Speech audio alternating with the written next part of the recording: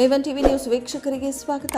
ಕೆಂಚಾರ್ಲಹಳ್ಳಿ ವ್ಯಾಪ್ತಿಯಲ್ಲಿ ಇಸ್ಪೀಟ್ ಜೂಜಾಟದ ಅಡ್ಡೆ ಮೇಲೆ ಪೊಲೀಸ್ ದಾಳಿ. 5 ವಶಕ್ಕೆ ನಗದು ಮತ್ತು ಬೈಕ್ಗಳು ಜಪ್ತಿ.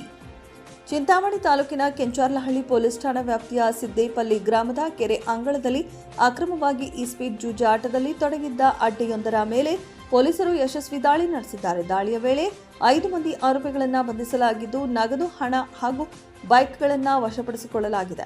ದಾಳಿಯ ವೇಳೆ ಸ್ಥಳದಲ್ಲಿ ಜೂಜಾಡುತ್ತಿದ್ದ ತಿಮ್ಮಸಂದ್ರ ಗ್ರಾಮದ ಶ್ರೀನಿವಾಸ ಬಿನ್ ರಾಮಪ್ಪ, ಬುರುಗಮಾಕಲಹಳ್ಳಿ ಗ್ರಾಮದ ಹರಿ ಬಿನ್ ಬಾಲಸಂದ್ರ, ಮಾಳಪಲ್ಲಿ ಚಿಂತಾಮಣಿ ನಗರದ ಗೋವಿಂದಪ್ಪ ಬಿನ್ ಬಾಲಪ್ಪ, ಚಿಂತಾಮಣಿ ನಗರದ ನೆಕ್ಕುಂದಿಪೇಟೆಯ ಅನ್ವರ್ ಬಿನ್ ಹುಸೇನ್ ಸಾಬಿ, ಕೃಷ್ಣರಾಜಪುರ ಗ್ರಾಮದ ಅರ್ಜುನ್ ಬಿನ್ ರಮಣಪ್ಪ ಎಂಬುವರನ್ನ ವಶಕ್ಕೆ ಪಡೆದು ಪೊಲೀಸರು ಜೂಜಾಟದ ಸ್ಥಳದಿಂದ ಒಟ್ಟು 6,950 ರೂಪಾಯಿ ನಗದು ಹಣ, 52 ಇಸ್ಪೀಟ್ ಎಲೆಗಳು ಹಾಗೂ ಆರೋಪಿಗಳು ಬಳಸುತ್ತಿದ್ದ 4 ದ್ವಿಚಕ್ರ ವಾಹನಗಳನ್ನು ಜಪ್ತಿ ಮಾಡಿ ಪ್ರಕರಣ ದಾಖಲಿಸಿಕೊಂಡು ಮುಂದಿನ ಕ್ರಮ ಕೈಗೊಂಡಿದ್ದಾರೆ.